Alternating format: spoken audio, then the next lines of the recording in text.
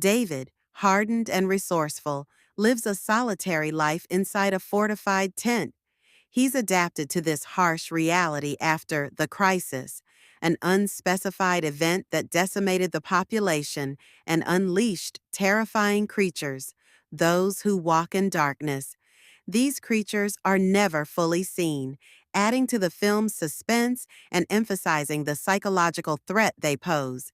David's life is a strict routine of scavenging, maintaining his defenses, and avoiding any contact. He's clearly carrying a heavy burden of trauma, hinted at through flashbacks and his guarded demeanor. One day, while checking his traps, David makes a mistake and gets caught himself. Vulnerable and exposed, he's rescued by Mary. Her arrival is a shock to David's isolated existence. He's initially distrustful, wary of any connection. He's learned to survive alone and sees others as a potential liability. Mary, however, is persistent. She possesses a different kind of strength, not just physical survival skills, but also emotional resilience and a desire for human interaction. As Mary integrates herself into David's camp, tensions arise. Their differing approaches to survival clash. David is rigid and cautious, while Mary is more open to risk and connection.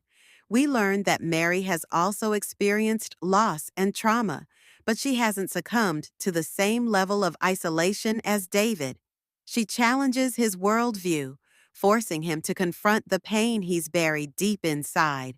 Through their interactions, the film explores the psychological impact of trauma and the different ways people cope with it. The presence of the creatures is a constant threat. They're always lurking on the periphery, their presence felt rather than explicitly shown. This emphasizes the constant fear and paranoia that David and Mary live with. The creatures serve as a metaphor for the internal darkness that David battles. He's not just afraid of the external threat, but also the darkness within himself. The climax of the film sees David and Mary facing a particularly dangerous situation with the creatures. This shared threat forces them to work together and rely on each other.